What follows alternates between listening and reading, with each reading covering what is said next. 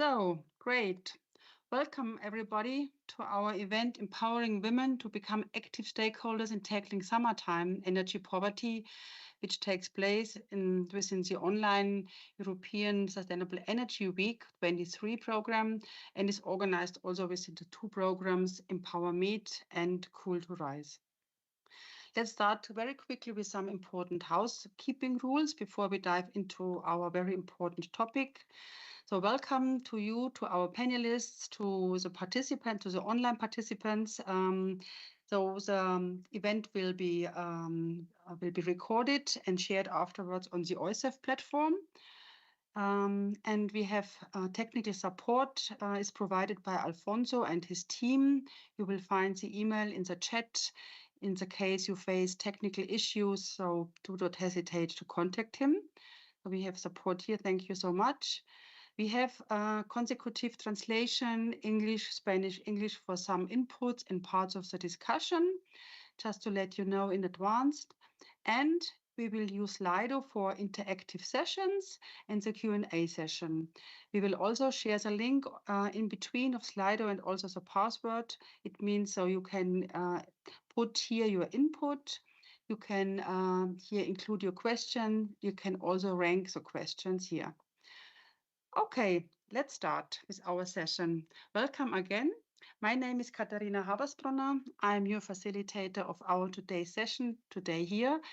And I am a board member at WCF, Women Engage for a Common Future. It's an international NGO and we work on climate and gender justice and a just energy transition. We are partner in the Horizon project Empower Meet, where we work, for example, with Monica, Lydia, and Valbona on concrete activities and policy recommendations to face energy poverty, which we will share today. I'm also a board member of Bündnis Bürgerenergie. It's an umbrella organization of energy communities in Germany. And here we experience at the moment that energy community can be a very important vehicle framework to face energy poverty. So that's more or less here our housekeeping rules. Yeah, our topic, summertime energy poverty and empowerment of women. So what we see at the moment, we see still very high energy prices. We see high inflation. And of course, we see this link in between that energy prices are the trigger of higher costs of living. What we have experienced very obviously last year, and we still see higher energy prices at the moment than, for example, before the war in Ukraine. We know that the burden of high energy prices and of being affected by energy poverty is not evenly distributed across the population. So in most European countries, the average energy burden, so the proportion of the income spent on domestic energy services is about twice as high for the poorest 20% than for the richest 20%. Also, the richest 20%, what we know, are consuming considerably more energy. And the very high energy costs are hitting the vulnerable households and citizens the hardest. And in the last year, we have seen many instruments and measures to face energy poverty, addressing the topic. So we talked about a lot last August, September, October, how to face the next winter. At the moment, also we see a lot of discussion how to face the next winter, but it's very important to talk about summertime energy poverty, to include it more in the activities and also in research, because 1 in 5 European households, they can't keep the dwelling comfortably cool in the summer. With increasing temperatures and heat waves, the situation we know is likely to become even worse. And I guess also today in your countries, many of you have high temperatures. So in Germany, we have in some regions 35 degrees, which is unusual and also lacking rain for 6 weeks. So, and I guess it's reported in Spain, in the peninsula, it's in the Iberian Peninsula, it's even worse. And it will remain for some days or at least for some weeks. So we are already affected, nearly everybody.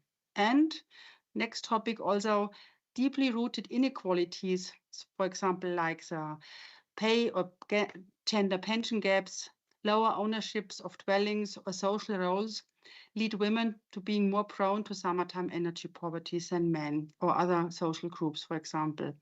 And results and analysis of Empower project actions shows that women lack representation and also decision-making power when it comes to energy. So it's still a super masculine and male-dominated sector. It's very important to include gender issues, to include social issues in directives, for example, in frameworks. And it shows that women are more likely to have mental and health problems due to summertime and overall energy poverty. That shows that women are more affected, but women are also agents of change and active stakeholders. And we see examples today. Women are defenders on the right to energy in their homes and in their community. They are strong community players. So we know in many examples that women have a say on local level. And this needs to be strengthened and upscaled to all levels.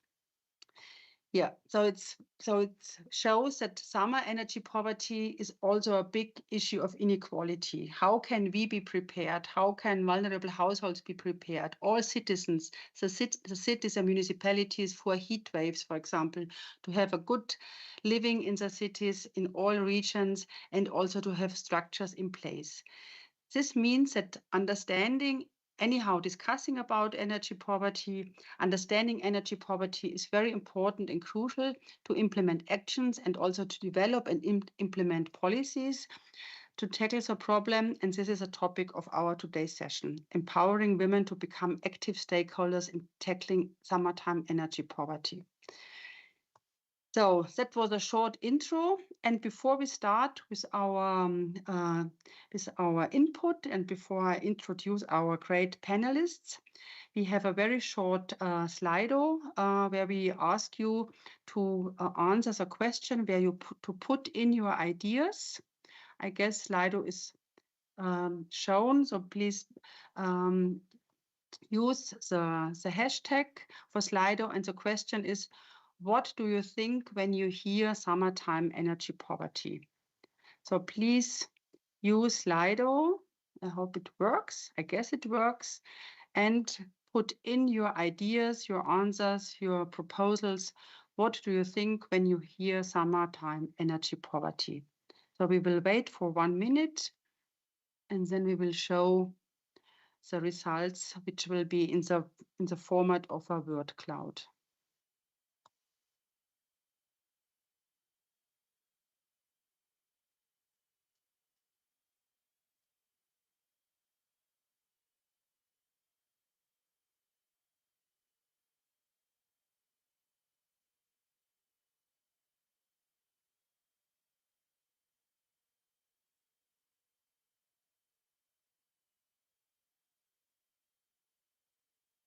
So I hope it's running well.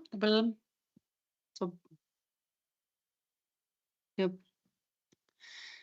Let's wait for some more seconds. So that's great. Here we see first questions. So it's lack of cooling equipment.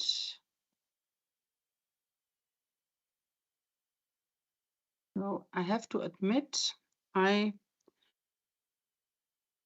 maybe I can't see the other answers because it's too small and I couldn't get into Slido. So maybe it could be shared as big slide on screen.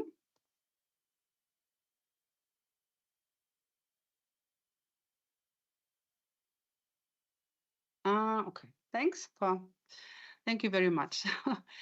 Great. So we see here very obvious lack of cooling equipment, which is we experience all. That's where you have a common understanding, but also it refers to South Europe. That was, for example, also a focus, one part of the focus of Empower the Mediterranean regions. A non-integrated market, so addressing the energy market, higher energy bills because of a higher demand of energy, European disparities. Yes, that's very good point. No air conditioning, heat. Yeah, thank you very much for your input here. Yeah, great. Thank you very much. Now we talk and discuss about this topic, and I'm very happy to welcome you, our panelists. So we have very experienced panelists, and they will address the topic from very different perspectives. And I will introduce each panelist directly before the input. And we start with Monica. Monica Guterres. Monica is working at Engineer Without Borders in Catalonia. She is an energy and gender expert. She is also a member of the Alliance Against Energy Poverty and its collective advisory assemblies on energy poverty. And she is a partner in the Empower Me project and implementing various activities to improve the situation of energy poverty. Monica gives a presentation on energy poverty, summer health, and gender impacts. Monica, the floor is yours. Thank you so much. We are very happy to be part of today's session. Also very happy that we have all women panel today.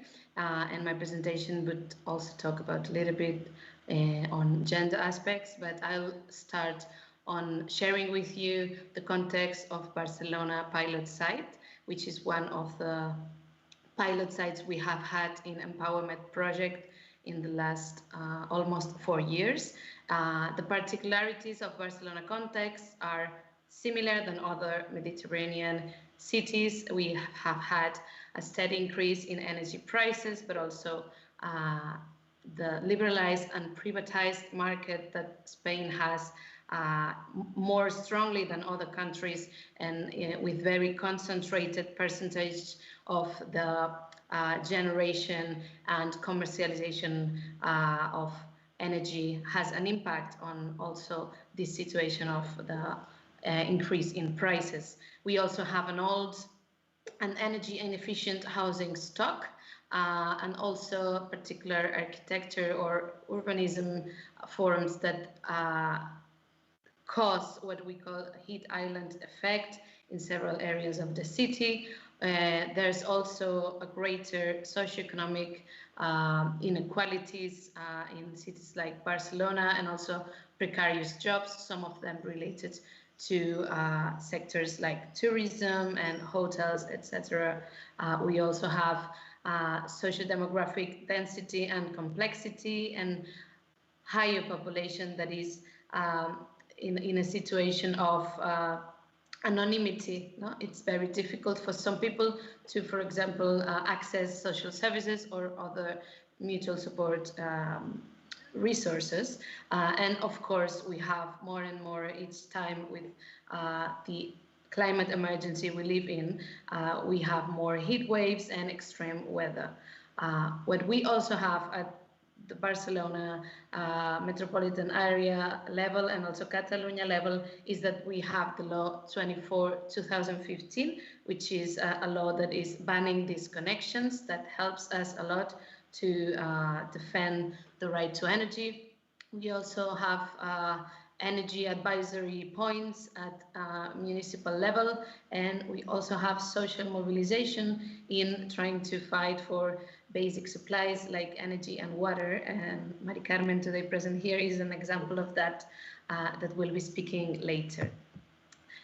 What we have also seen, what we call like the summer energy poverty, that I can compare with the data we have on Barcelona and the public agency of Barcelona, like Public Health Agency of Barcelona.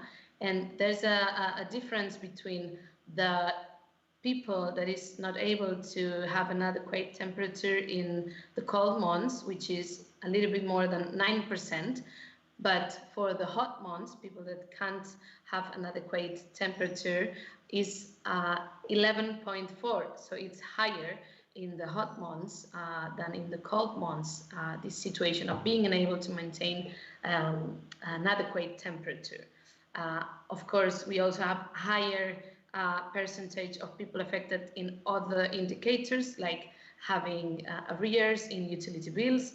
In that case, Barcelona area is around 40% of the 14 14% of the population unable to cope with bills and having some arrears. And what we have on terms of health impacts is that for people suffering from energy poverty, the impacts on health are like they have twice the risk to have these health impacts than those who aren't in a situation of energy poverty. Also, gender has a big impact here, and for people in situation of energy poverty who are women, those who report poor self-reported health is almost 50% of the women, which is a lot, and that is a very urgent matter that we need to address. That is why we have created what we call the Mutual Support Group, which is a form of health workshop during the Empowerment project in Barcelona and metropolitan area.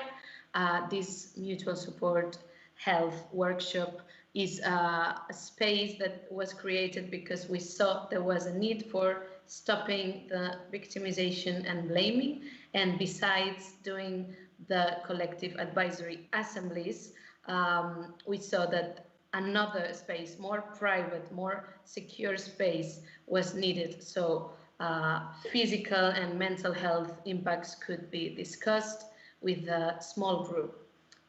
So we created this network, this space that can act on the urgencies, but also can act in the long term in a way that each affected people taking part in this space can help each other, and they talk to each other as peer-to-peer. No? There's no expert, there's no inequalities, and this has proved to be an amazing tool for affected people by energy poverty.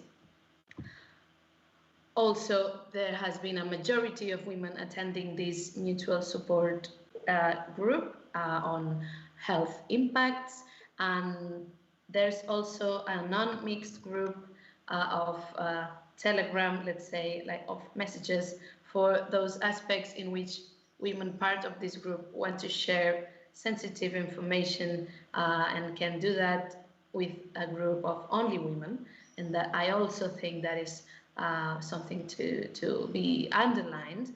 And deep energy poverty impacts have been discussed in this group. And as I said before, not only winter energy poverty, but summer energy poverty. And we accompany this with also trainings and discussions so that we can nourish the information and the resources available for affected people to have more tools to discuss and understand that it is our right to have dignified energy services. In these initiatives, we have also had like very difficult situations arise, like solitude, indignity, feelings, illnesses, also gender violence, discomforts regarding closest people. So not only what happens to me, but what happens to my family, to my circle of loved ones. One more minute, Monica. Perfect. Sorry.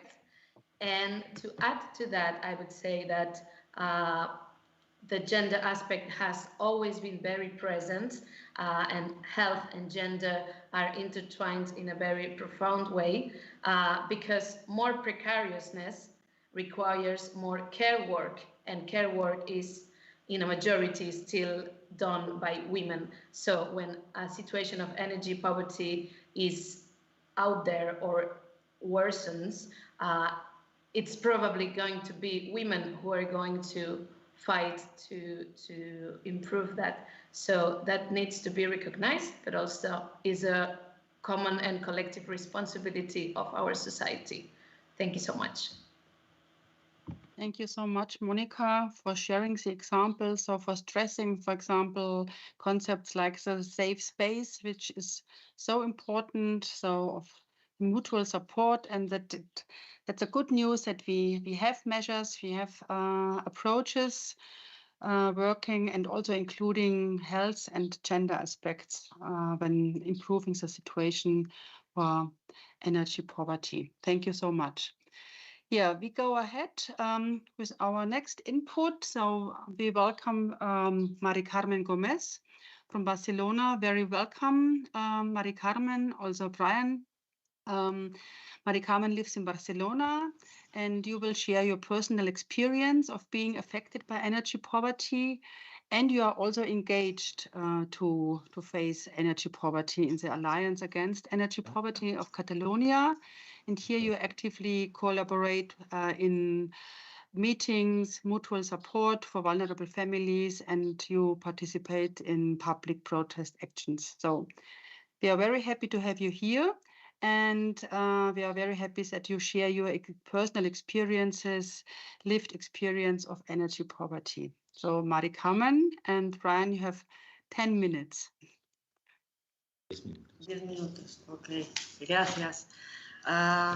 Bueno, ¿qué puedo añadir a lo que ha dicho Mónica? Es que lo ha explicado a la perfección, evidentemente. Puedo hablaros desde el punto de vista como afectada, que llevo formando parte de esta gran familia que es la Alianza contra la Pobreza Energética desde el 2016, que la compañía Naturgy me privó del suministro de la luz.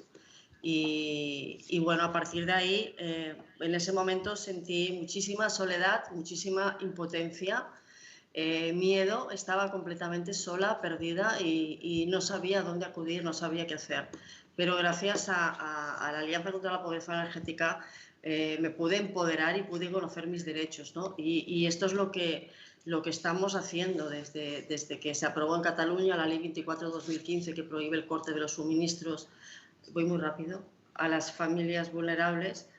Pues lo que hacemos en los asesoramientos de APE es empoderar a todas las personas, pero que mayoritariamente somos mujeres las que formamos parte de este movimiento, ¿no?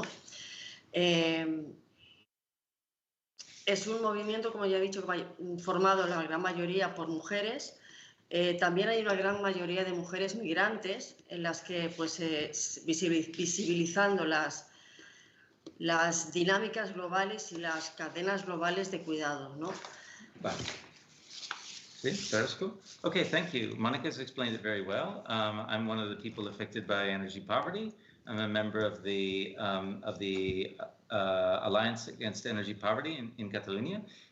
In 2016, I was affected because they cut off my electricity, and this was very difficult for me. It was very, very hard I felt very alone. I felt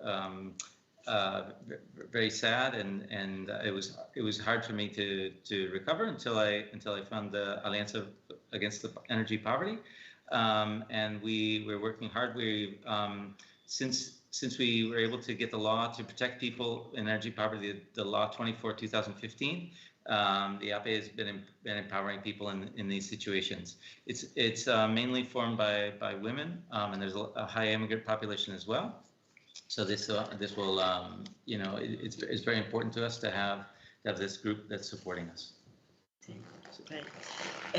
Vemos en los asesoramientos de APE que las mujeres seguimos siendo, ¿no?, las que llevamos el peso de la casa, las que llevamos el cuidado, las que hacemos malabarismos para poder llegar a final de mes, para que no falte comida en la nevera, para que nuestros hijos tengan ropa, para pagar los suministros, para pagar el alquiler. O sea, somos las que nos rompemos la cabeza para que todo esto pues no se venga abajo, ¿no? Y vemos que no hay esta carga que tenemos no está igualada, ¿no? Siempre es la mujer la que tiene que desempeñar este papel, ¿no? ¿Por qué? Pues no lo sé, quizás porque por el hecho de ser mujer, cuando nacemos ya se nos asigna este papel y parece ser que es el único que podemos desempeñar, cuando es obvio y evidente de que ya a la vista está de que sí que podemos desempeñar papeles importantes y que podemos desarrollarnos como personas, como seres humanos, ¿no? Y que tenemos otras inquietudes y que podemos aportar muchísimas cosas. En algunos casos, ¿paro? Sí.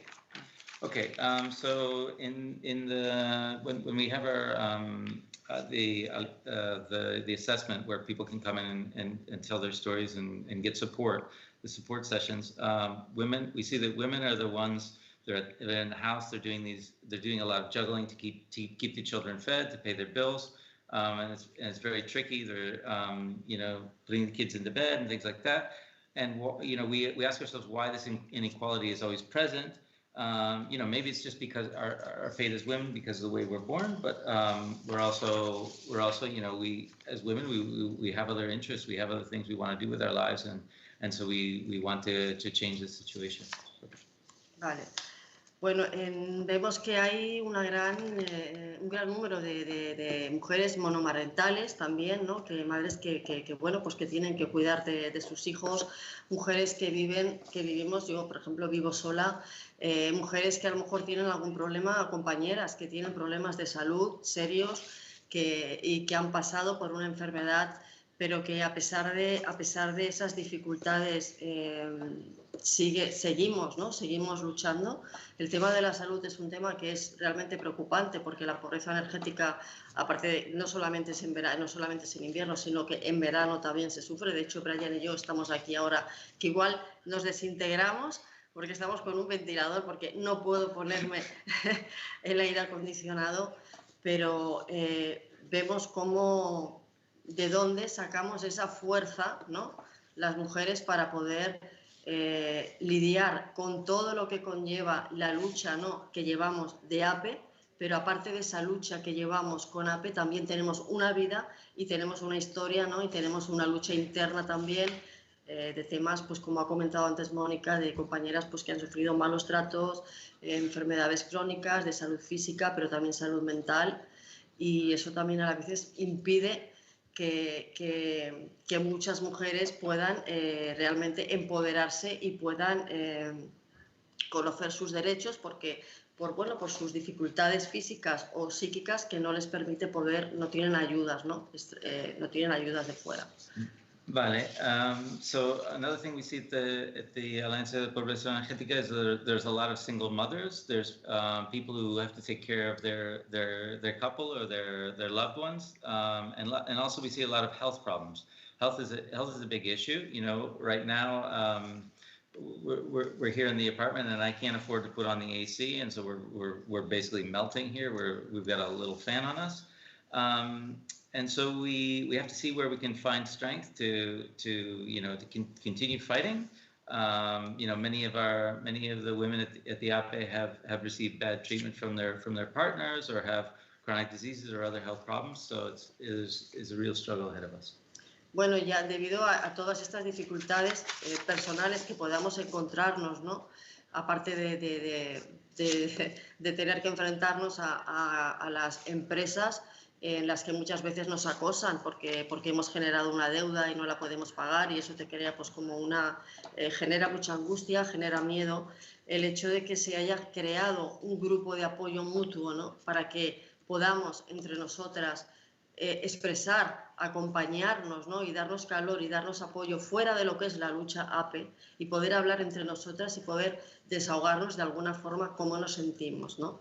Hacemos de psicólogas, entre comillas, aunque no lo seamos, pero cuando a una compañera le fallan las fuerzas, le flaquean o vemos pues, que está en un momento más delicado, pues siempre hay otra compañera y siempre estamos ahí para apoyarnos, ¿no? Creo que eso es súper importante. Este grupo ha sido vital para no sentirnos solas, para no sentirnos marginadas, porque el hecho de vivir en una situación pues, precaria, eso también hace que tú también pues, sin querer, ¿no? Te vayas recluyendo y te vayas alejando, ¿no? Y solamente quieres relacionarte con personas que están viviendo tu misma situación porque, bueno, pues porque la sociedad es injusta y te juzga muchas veces.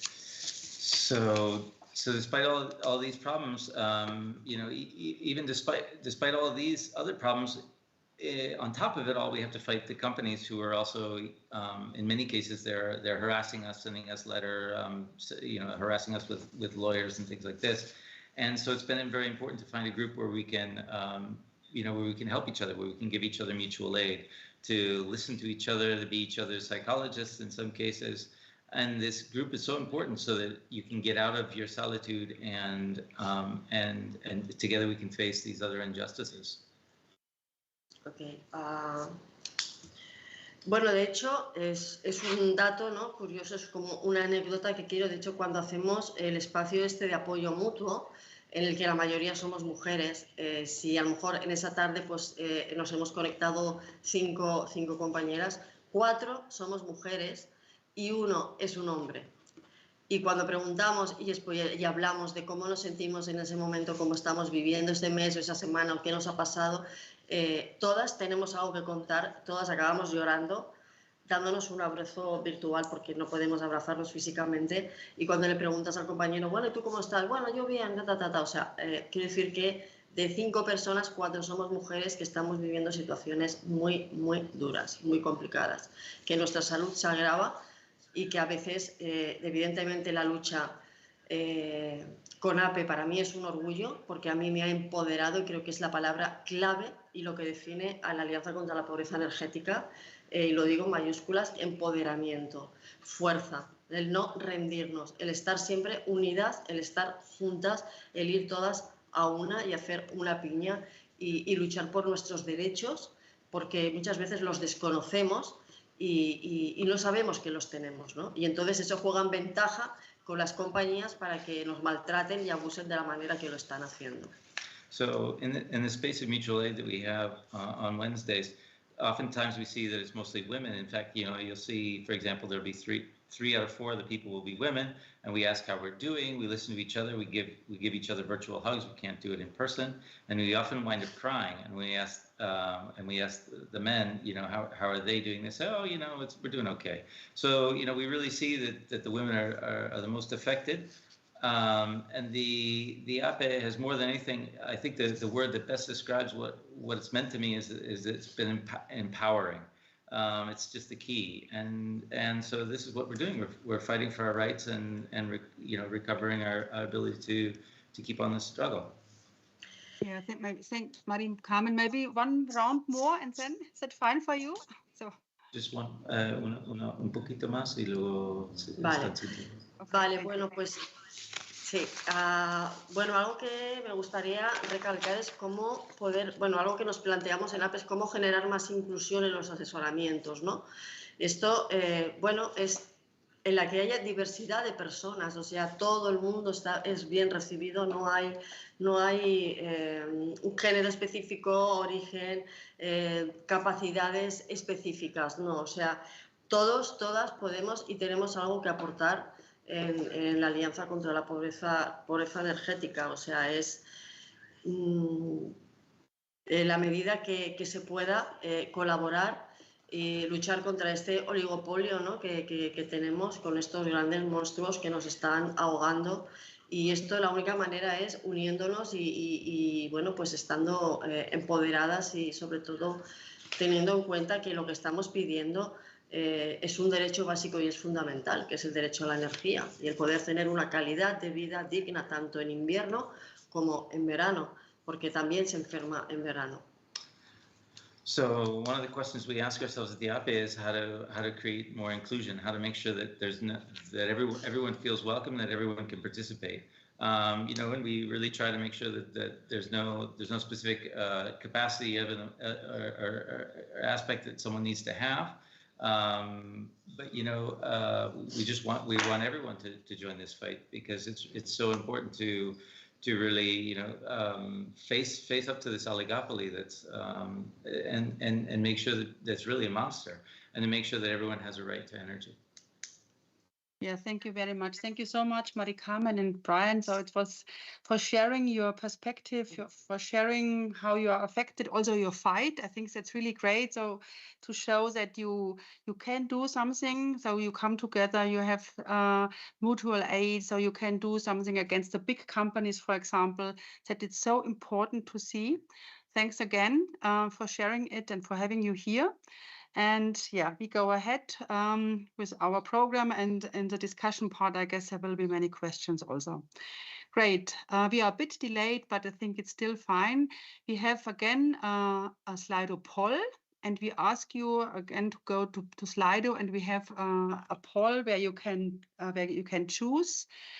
And the question is, now we have heard from Monica, from Mari Carmen, what can be done, what approaches you are proposing or already using for engaging women in tackling summertime energy poverty. So we have heard some ideas, and here we propose gender-sensitive communication.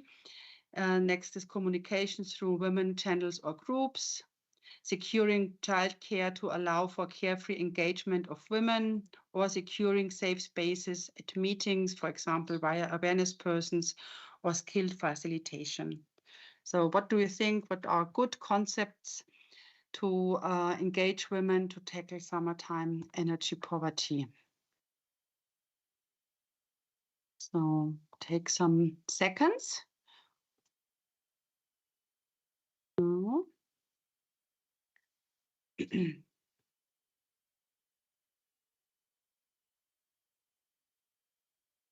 So far, don't see any votes. Would it be possible for that person to put it on full screen so we could read what's written? Yeah.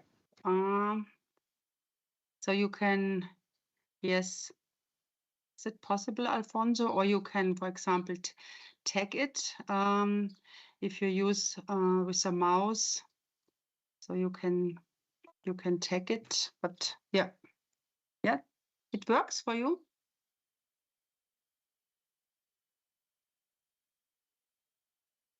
Great. So I see this, there are no votes.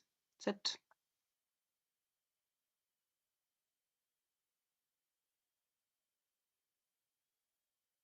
okay? No. Yeah, takes a bit time. Yeah. So it seems to be very obvious, for example, what you mentioned, Mari Carmen, and also Monica, it's securing safe space to be really sure to be without discrimination, to have skilled facilitation. Everybody can speak up, for example, that's very important. And also to have a targeted communication via channels. Okay, so yes, so, and also securing childcare. Great. Thank you so much for including your input. That's really great. And we go ahead. Now we get input from Albania. So we are happy to have you here, Valbona, from Albania, from Milieu Contact. You are executive director, and you have very long-standing expertise on energy poverty, sustainable development, ecotourism, public participation.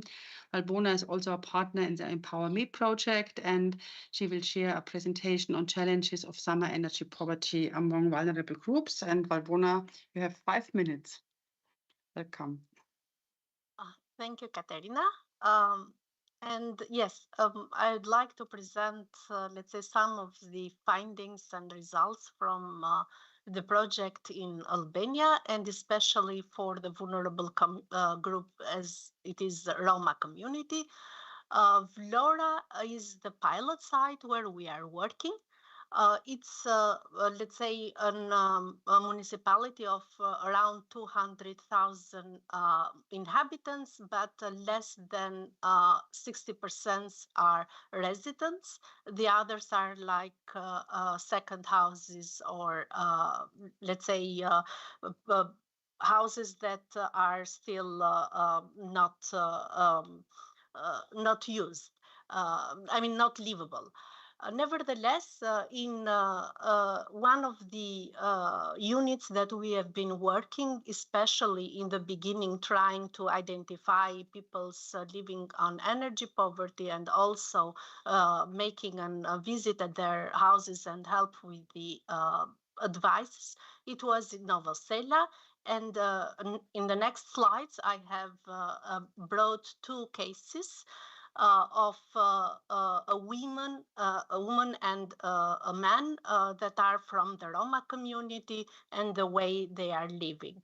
I mean, Roma community in that special area of Novosela is 85%, let's say, that live in the houses with problems. Usually they are in big communities, so big size of families, more than 5 persons, and they live in a very small amount, which usually comes as a social assistance, somehow around 70 euro per month, having in mind that both parents are jobless and they try to get this amount. And out of it, of course, debts that they do have to the electricity utility company is higher, and sometimes they have been cut off from the grid. And in case they'd like to be again linked to the grid, they need to prepare a debtness, let's say, plan with clear timetable where they are paying all their debts. Also, the Roma community, they are people that usually are moving all around. They do not have a stable house. And you can go at the next slide, please. And as such, they also have somehow not accurate. I mean, the municipality has not accurate figures and statistics on number, on their incomes, or on their, let's say, if they are jobless or not. And sometimes it is hard also to find out at the health sector, for example, how many of them do have also a kind of regular visiting. But talking with the public health sector, we found out that also Roma community in Novosela has the highest number of visits. So 1/3 of the visits during the day are coming from Roma community, and usually children of the age 3 to 5 years old, which shows clearly the conditions that they are living in. If we go to the next slide, I'd like to bring some of the problems that the Roma community have, except of what have been mentioned prior, but not having a fixed house, fixed, let's say, settlement. So they don't have a proper house, and as such, they cannot have also a contract with the electricity company. So they are somehow not. I mean, they cannot even have the fundamental rights of living in not only in a decent house, but also of having all the other activities. And if we go, for example, to during the COVID time, the situation, it has been even worse, because children usually, not only children, but all those pupils, students were having online session, and for those families that do not have even electricity, it was hard to have adequate then education at all. And these were some of the cases that also we brought to the Commissioner against discrimination, as cases that they can start to argue with the public electricity company. One more minute, Valbona. Yes. And trying to, solve somehow, to address their, let's say, problem. What else we have been doing? It is with health practitioners, because as they are the first, let's say, door where usually people from Roma community try to take at least, let's say, medical visits. This might be a good case for them to identify people on energy poverty, but also to provide some small advices for them. And last but not the least, we have been trying to work with the local authorities and try to seek and enter into the program of social housing more people from this community. Thank you. Thank you very much, Valbona, for being on time. That's really great. I know how difficult this is because you have a lot to tell also. That's great. So also to see, to work with different, so to have this target group, what is very difficult, and also to work with municipalities, with health practitioners. So we have solutions, and that's really a very positive example also what you have done. Yeah, so we go ahead, and also dear audience, please put your questions in Slido if you have any. And we go ahead with Carmen. So it's a positive is to work on topics like energy poverty. It's also a community. So we did also already some webinars together with the project Cooltorise with Carmen. That's also positive because we see so very positive approaches from what you are doing, Carmen, as an architect, as a researcher at the Technical University of Madrid, focusing with your research on energy poverty, and also presenting here the project Cooltorise with the topic training and increasing of skills of EU citizens to fight summertime energy poverty. So, Carmen, you also have 8 minutes. Hello, good afternoon, and thank you very much for the invitation. I have a presentation. I don't know because I cannot see it in the screen. Yeah, here we are. Well, what I'm going to present, I will keep on telling you to pass the slides. Is the project Cooltorise. You can pass the slide. The project Cooltorise, we are coordinating from the Technical University of Madrid, and the aim of this project is to reduce, as it says there, the incidence of summer energy poverty among European households, improving their indoor thermal conditions and reducing energy bills, and of course decreasing their exposure to extreme heat. Next, please.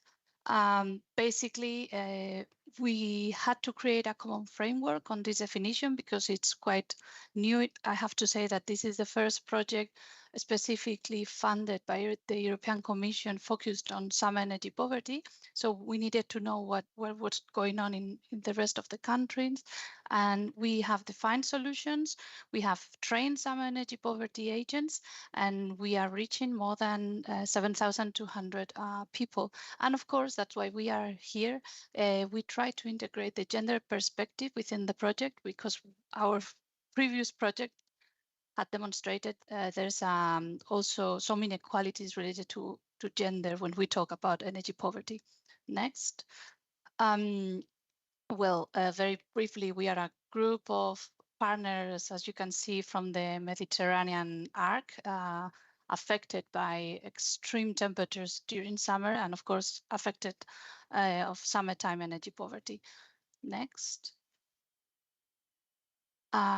So what are we doing? And I'm going to focus on the activities and the proposals we are doing. We have energy bills. Well, we are conducting workshops focused on energy bills, but also focused on heat culture.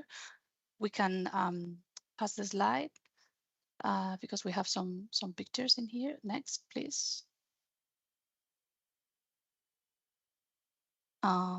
Next. Yes, we have some workshops, and as you can see there, there's a majority of women participating in these workshops. I would like to highlight this summertime energy culture, which is quite brand new. We know from our colleagues from the field of epidemiology that what is called the heat culture, something very typical in southern countries, to how to protect from heat has very positive impacts on people's health. So that's what we are promoting. Next. So we prepared, and you can find this information in our website, which is more or less under construction, but you will have all this information. These are a lot of documentation on how to prevent indoor internal heats to help households to reduce their internal heats. And next, sorry, because I see it's not perfectly clear, but you can download these documents, and also a lot of a repository of solutions on how to protect, how to use blinds, how to protect from solar radiation. Because what we detected, I have to insist that we are from the technical university, we are architects, and our main goal is generally intervening in what is built. So sometimes there's a lack of knowledge from the technical perspective on how to cope, like basic knowledge on thermal performance. So that's what we are basically adding to this project.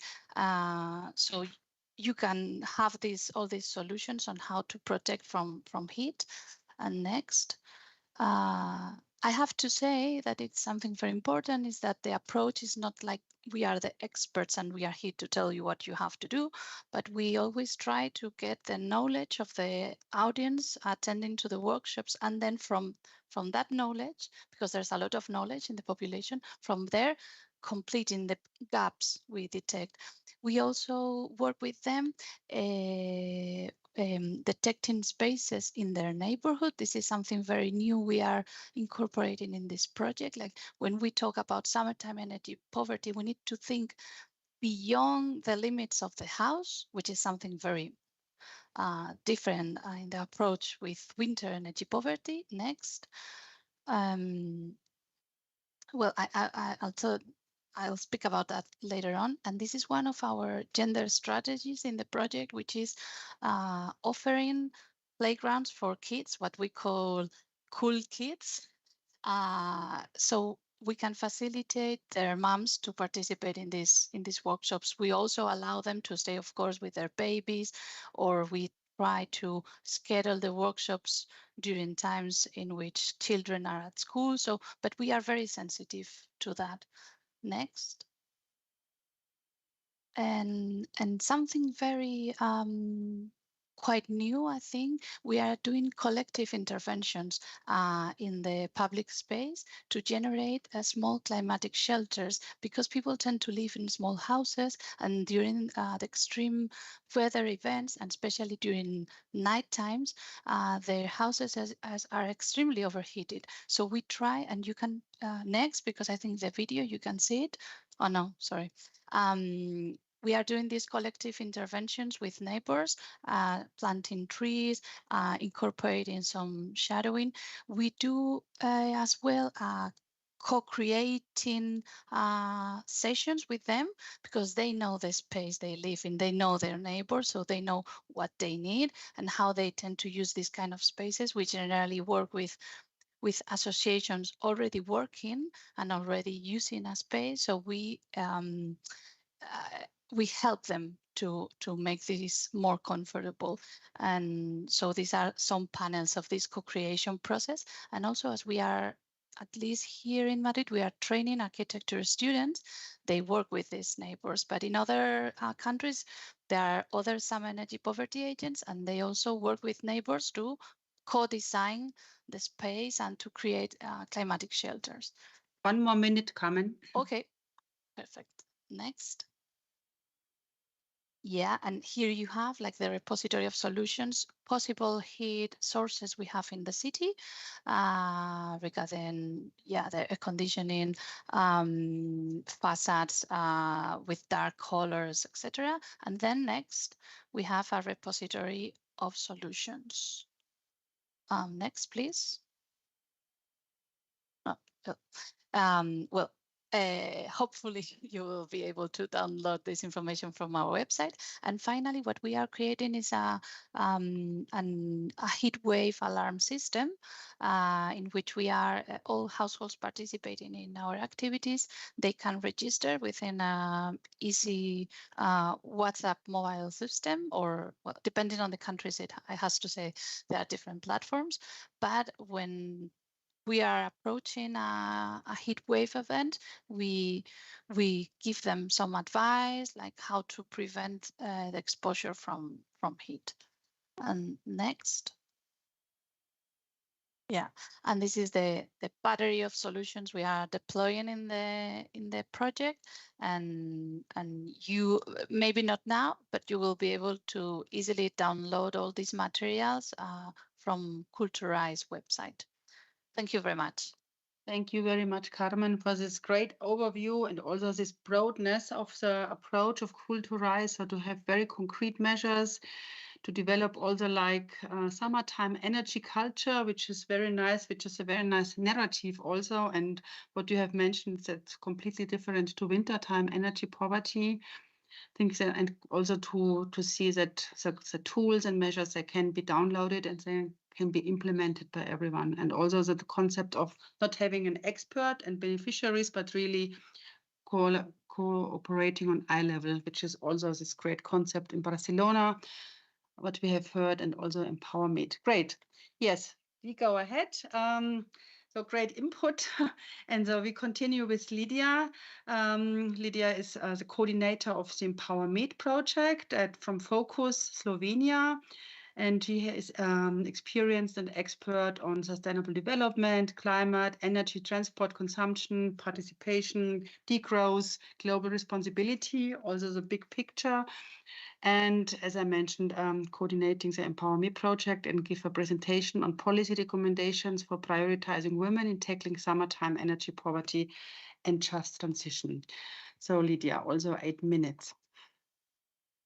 Thank you very much, Katerina. Yeah, good afternoon, everyone. I'm very happy to be with you today. As you heard already several times, we're implementing this Horizon 2020 project called Empowerment. Already Monica and Valbona presented some of the activities in the field, in the pilot sites, so I'm not going to talk so much about the project itself. I just wanted to say that based on our practical activities in the pilots, we compiled some policy recommendations, and I would like to briefly present those recommendations today. If we can move to the next slide. I would like to start with our recommendations about summertime energy poverty. The first is that summertime energy poverty needs to receive more emphasis in the debate of energy poverty. Namely, we're discussing more about winter energy poverty, but we should put summer energy poverty on equal footing and start to discuss it and start to address it more in the discussions. Our climate adaptation plans need to embrace also summer energy poverty. Namely, at the moment we're missing this aspect from the climate adaptation plans, and this should be upgraded, or this should be corrected. Then we should also address summertime energy poverty in our spatial and urban interventions. We should definitely make more green areas in urban areas, because these areas are helping people to have a place where they can, so to say, escape from the problems of summertime energy poverty. And at the same time, these spaces can make our atmosphere, at least locally, a little bit cooler. So in the urban planning, we need to ensure more place for green areas, for shaded areas and trees. We should also look into employing accessible low-tech solutions and passive cooling techniques. Of course, when there is no other answer, we should use air conditioning. But prior to using air conditioning, we should really explore what other options there are, such as shading, water cooling, ventilation, and so on, just to make sure that we can avoid air conditioning as much as possible, because it's not only wrecking our climate, but also putting too much stress on our energy systems. Finally, our recommendation is to engage renewable energy sources when tackling summertime energy poverty, to ensure that we can tackle it in a more sustainable manner. Next slide, please. In terms of gender and energy poverty, our first recommendation is that energy poverty definition should take gender and intersectional aspects into account.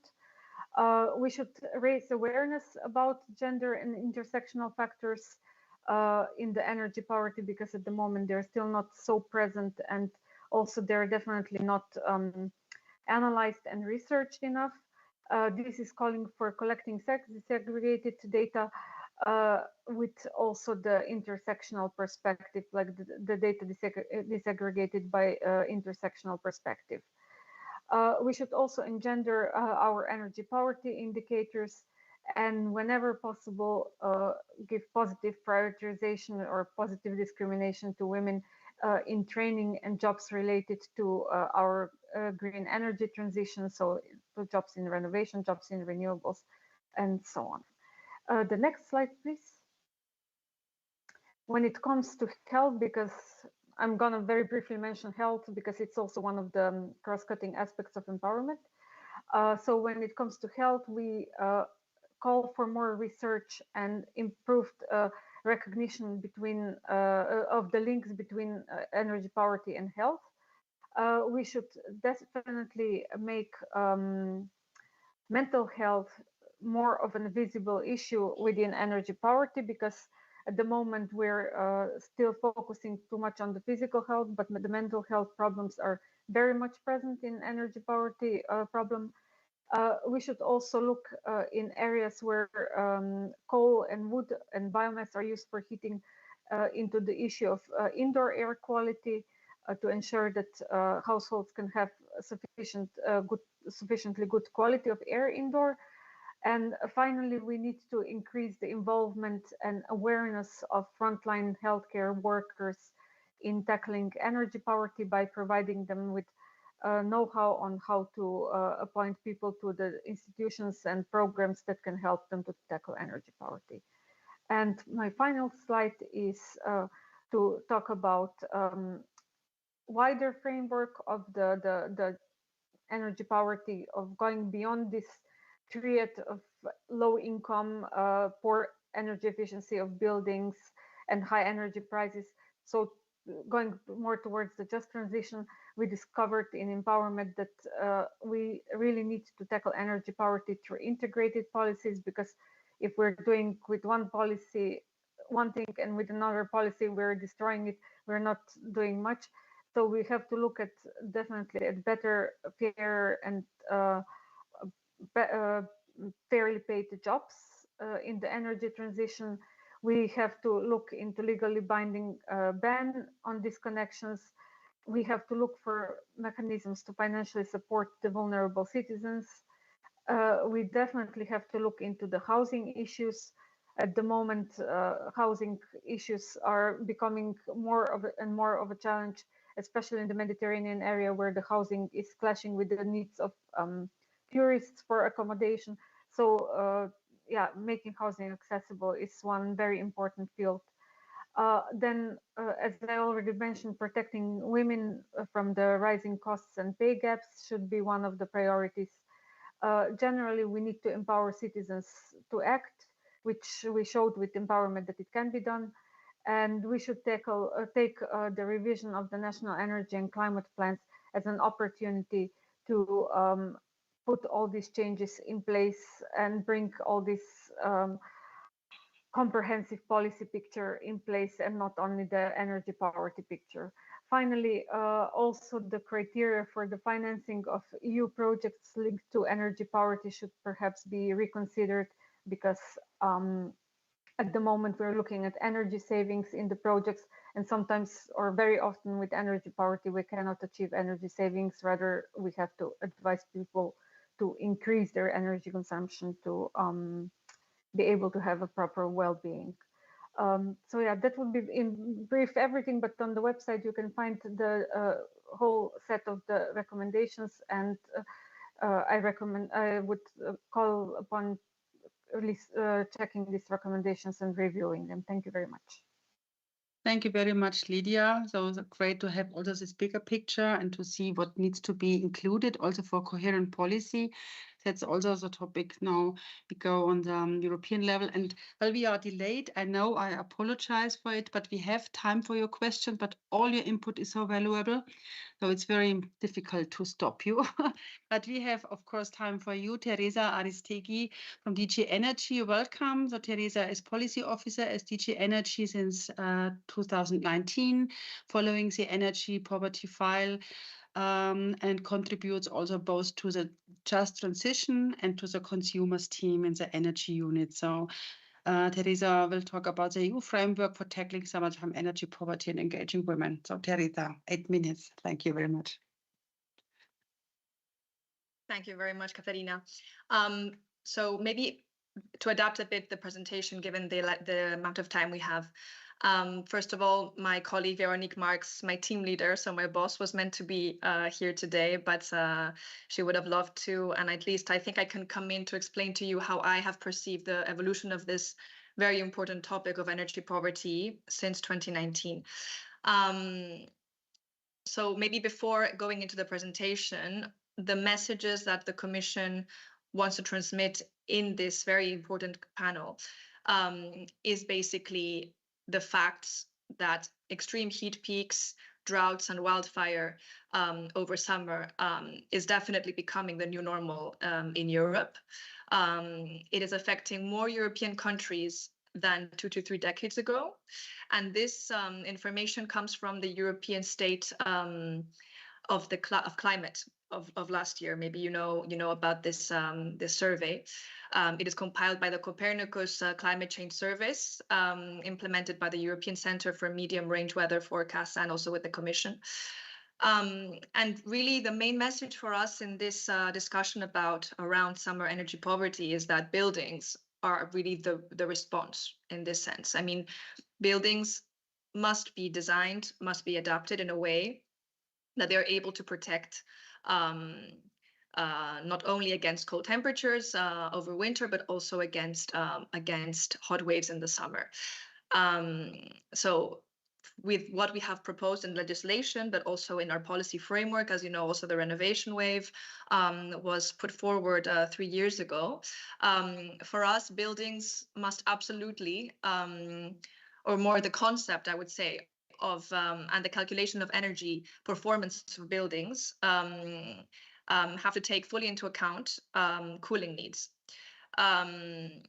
And also for us, a very important thing to take into account whenever we design policy is the local context. So I think all of the things we have been able to listen to today are testament to this reality.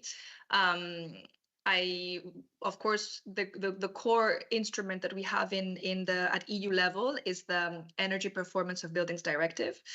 And there are quite a few elements there which are super important to make this problem of summer energy poverty be something that is tackled appropriately.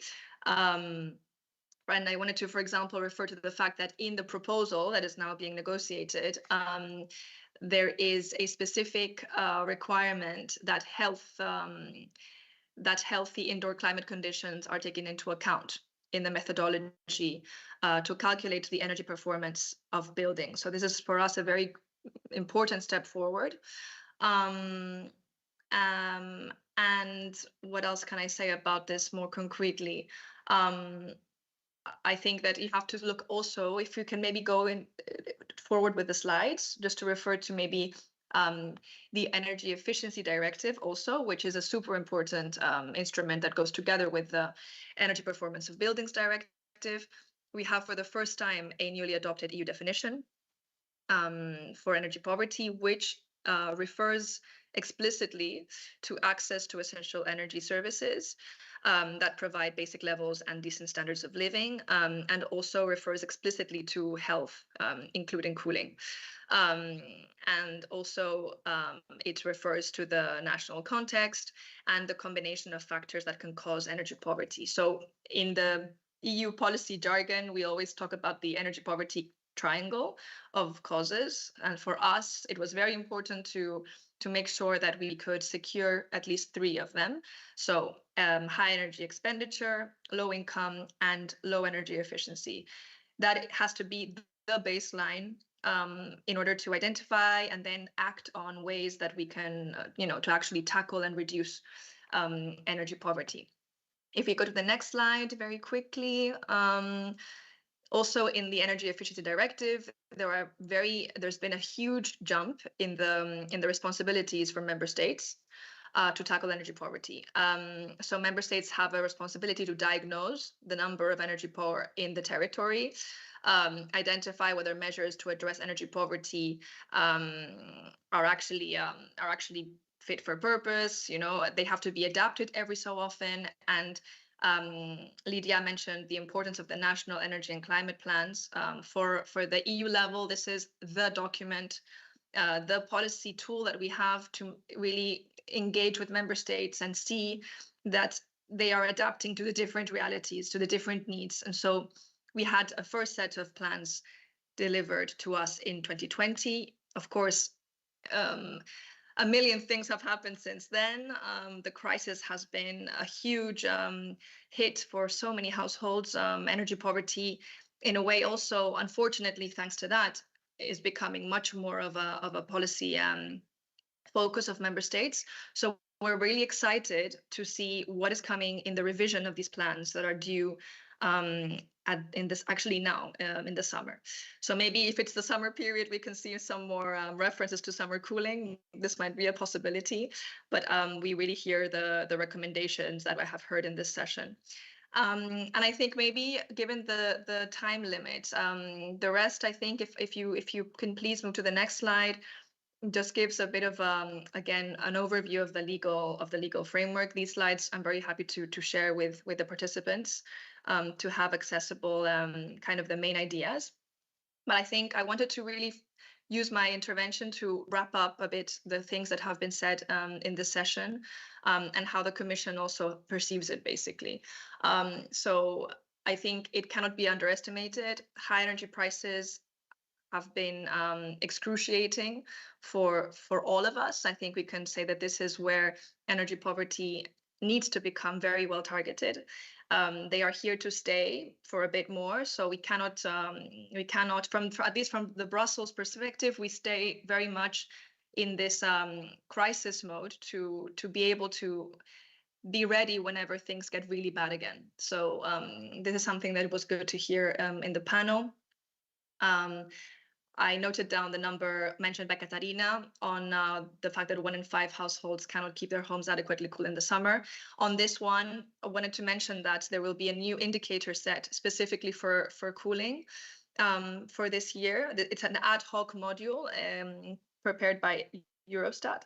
So this also shows that already 2 years ago in the Commission, we were pushing for this to be more, let's say, prevalent in the indicator database for energy poverty. And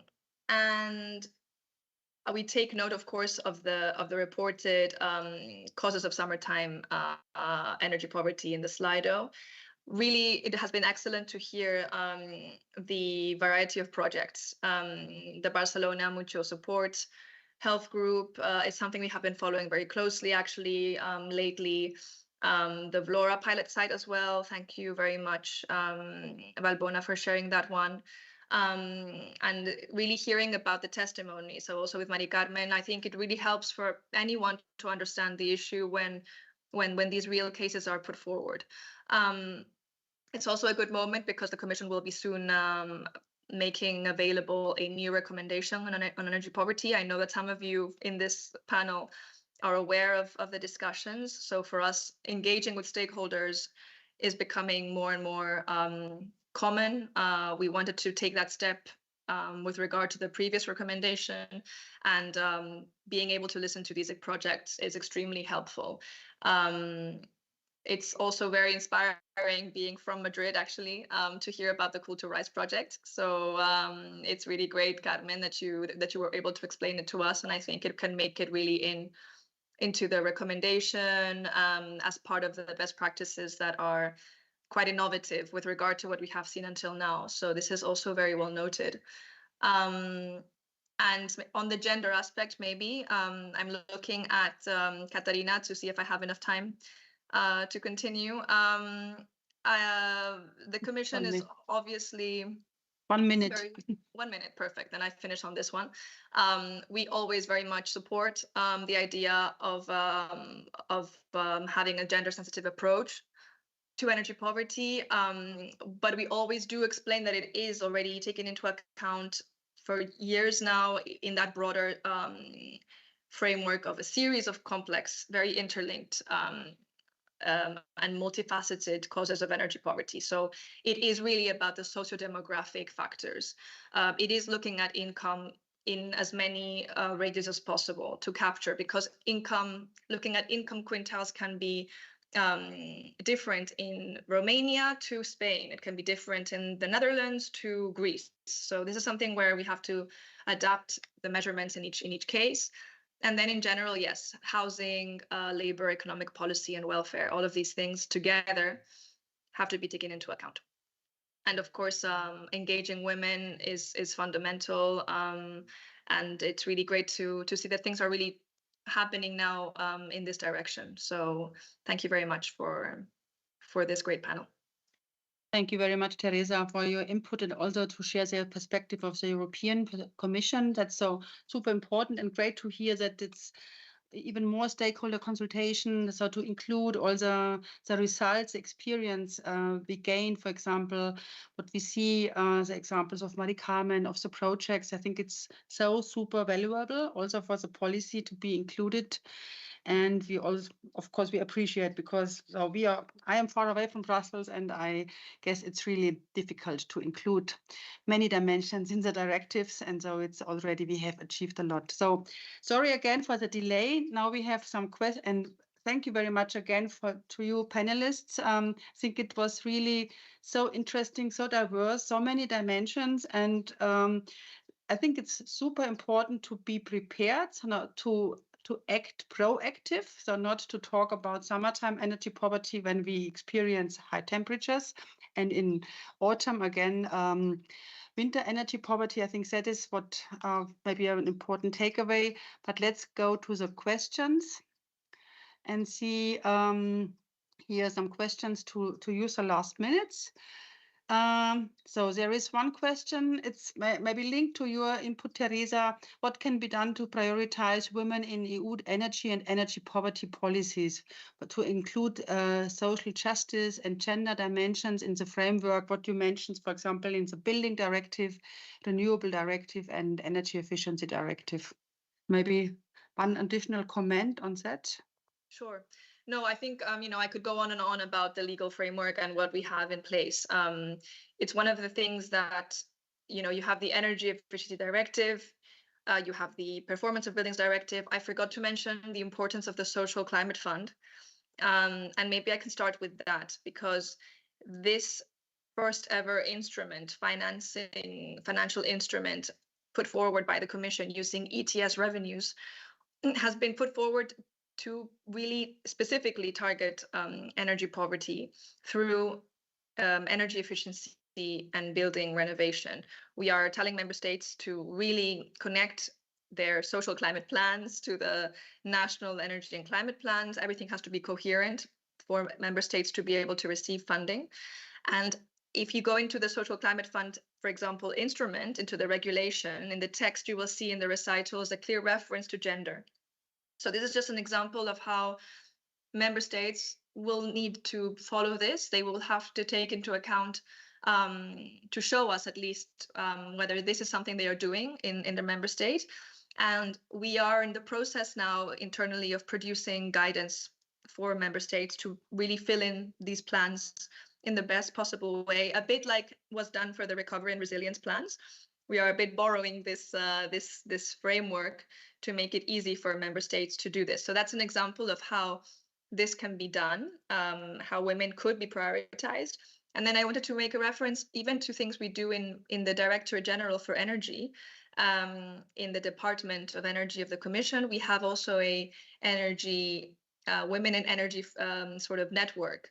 And I think that's a very, very encouraging thing to see, because we are, many of us in the Commission, in this Directorate General, we are policy officers, and we really feel for all of these stories, and we contribute to energy poverty, for example, policy. I think that's one example among many of how we can make gender disaggregation of data, gender sensitive approaches to policymaking really a reality. So yeah, this would be my reply.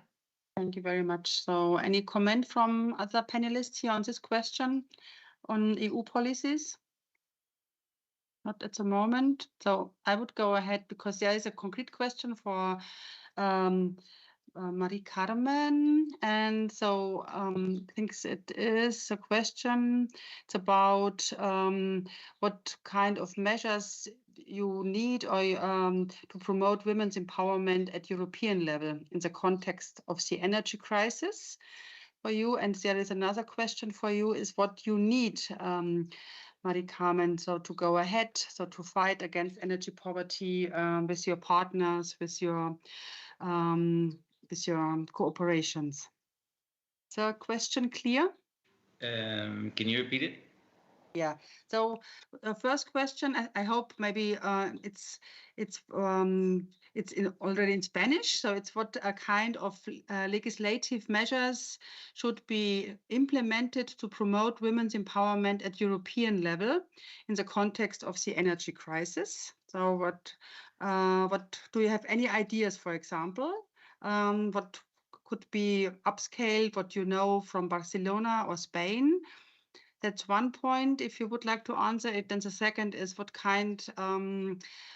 do you need additionally? What kind of network, what kind of information, what kind of training or support do you need to go ahead with your very inspiring and successful work to face energy poverty? So maybe, so Monica would answer the first one. Is that okay? And Marie Carmen, you would go ahead. Sí, puedo responder la primera, que es más sobre medidas legislativas. I can answer the first one on legislative measures at EU level, because precisely what we have seen is that women are more affected by energy poverty. All measures that are, let's say,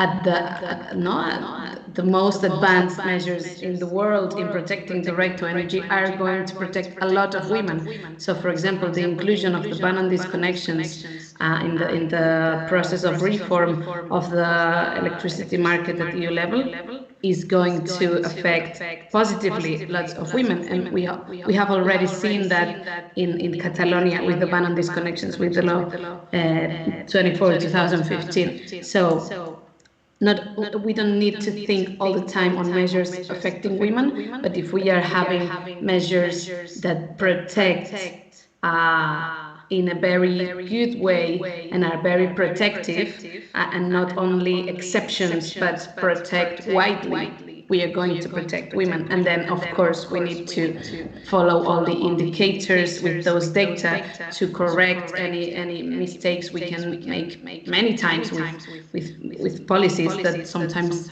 it doesn't work as we expected. So we need mechanisms of following up to see if all these measures are functioning in a good way. Indicators and data segregated, as it has been mentioned many times, and of course all that includes several axes of inequality, so gender and ethnicity, gender and disability, gender and single parent families, or women, elderly women living alone. Those kind of particular aspects can be included in some of the measures, for example, when presenting new social tariffs or discounts. This can be taken into account as well. So things like this would help a lot. Thank you very much, Monica. That's great.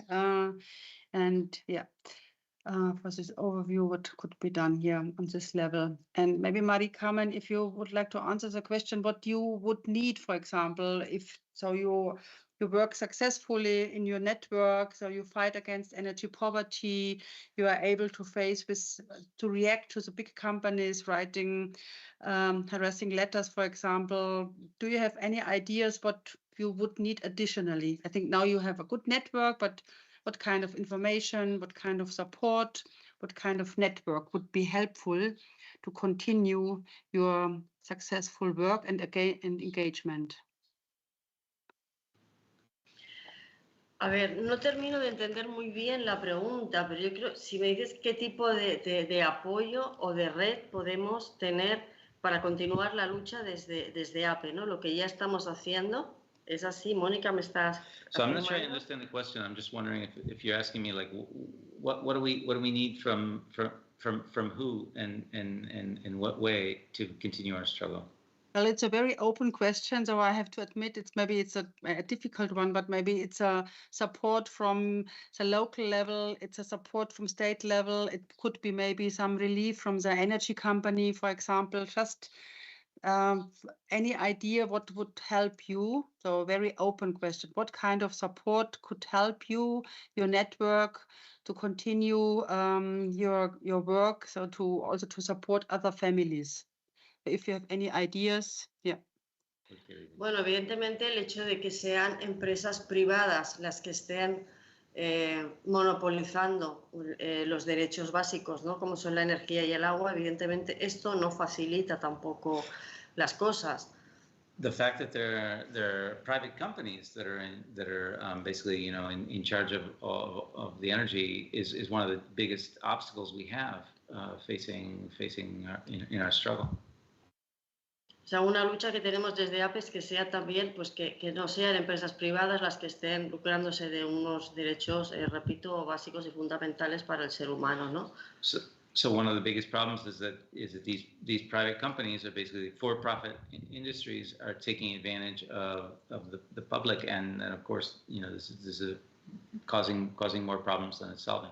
Y importante es seguir organizándonos, que haya movimientos como APE y que la gente que está teniendo problemas para poder tener suministros garantizados, evidentemente que se sume a la lucha que llevamos pues desde el 2014 en APE. Yeah, and so in our struggle for this basic right, we just want to make sure that, you know, people can continue coming to meeting groups and meetings like the APE, so that they can get support and help us continue this struggle.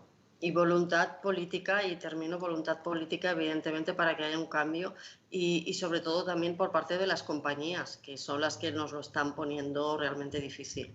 And so there really needs to be a political will to basically, you know, stand up to the companies, and also the companies themselves need to take these things into account. Yeah, thank you. So it's a big issue of our energy market, so that we have energy companies which are privatized and they have the aim to maximize the profit, for example. So thank you very much for this input, Mari-Carmen and Brian. So I would come to our last question and I would ask all of you maybe with a very short answer, because now we have seen our approaches, we have really seen that we have really good tools, we have knowledge, we know how to communicate, how to raise awareness. What can we do to upscale and to mainstream such good examples like from Mari-Carmen, from Barcelona, from Cooltorise, from EmpowerMeet? Maybe really super short answers. Please go ahead, dear panelists. We have 2 minutes. Any ideas? So to travel to Brussels, to convince the policymakers, yep. So I think, but if I may, I'm sorry, my camera somehow decided that it's too hot for it and stopped working, so affected by the heat. But anyhow, I would say that advancing European projects that are enabling this. As we heard, Cooltorise is the first European project to specifically work on summertime energy poverty. I think there should be more, but not only European project. I think it's also very important that we have local support, that local authorities are recognizing the issue and starting to develop local adjustment and adaptation plans so that they can tackle summertime energy poverty in their locality. Thank you. Thank you. And Teresa? Just before I disconnect, again, thank you so much for the very good session. I can only encourage, coming from Brussels, that as many local actors, as many activists, as many project managers really contact the local, but importantly also the ministries. And I know in Spain, for example, there is the Estrategia Nacional contra la Pobreza Energética. So the MIPECO, these are really the people that can see through projects that will then get the funding at EU level. So this is the bridge that it's the best way, let's say, to see the new things and the more effective techniques to be actually reflected in the plans at EU level. Thank you. Thank you, Teresa. And last comment from Carmen. Yeah, before Teresa leaves, I would add for us the way we draft directives are extremely important. What are the directives talking about? Are they talking about thermal comfort? Are they talking about kilowatts of primary energy saved? And this is crucial because this type of, how you call it, is finally the way it ends up. And I always like to say, we don't know if we live in an A certificated building. We do not know how many hours will it provide of thermal comfort during summer or during winter. So this is how to scale that. The way is changing drafting directives, because afterwards all technicians and all local translation of these laws will put the pressure in different things, in CO2 emissions or in thermal comfort. So thank you very much, Carmen. So very specific point. Yeah, but at this point, I would like to thank to your great panelists. Thank you very much for your valuable input. I think it was really a great overview. It was shown by many perspectives that it's such a relevant and important topic. So we have to go ahead. So we need solutions. It needs to be a continuous process to include it in policies, to upscale activities. Thank you so much, dear audience, for the interest. It's recorded, so you can watch it again. I guess the presentations can be shared. We will check it with presentators. And so thank you very much. Let's go ahead with our engagement, with our effort, with our tools and ideas in future projects, in policies and activities. And yeah, and also thank to Alfonso, to the technical support. Now we are 2 minutes late. That's great, I hope. And I wish you all a nice evening. I wish you a nice summer, not too many heat waves, and good techniques and measures to face with heat waves and too high temperatures, and hope to see you soon and in person in further and future projects. All the best and greeting to whole Europe, wherever you are. Have a nice evening and thank you so much. Thank you. Bye.